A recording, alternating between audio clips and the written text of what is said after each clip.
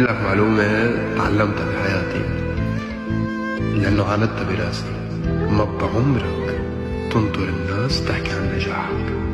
كل الناس بتقلك اترك الناس تحكي عن نجاحك. أنا عم قلك ما بعمرك تنطر الناس تحكي عن نجاحك. صحيح؟ بعمرك شفت أسطورة عايشة؟ البشر بتستناه ليموت بعدين بيقولوا حبيبي انت أسطورة بس مش حتعرف انك متت. فيك تكون أسطورة بس ما مش حدا حيقدرك. إذا بتكون دكتور بس من خالتك دكتور طب بشري تزورني تدلك حتى أمك ما حدا حيقدر انت شو عملت. فقول انت شو عملت، بسط مع نفسك مع ذاتك. إذا صرت دكتور أو إذا صرت نجحت بالجامعة أو بشغلك قول أنا نجحت هون، أنا راهنوا علي ولا أنا عملت هيك.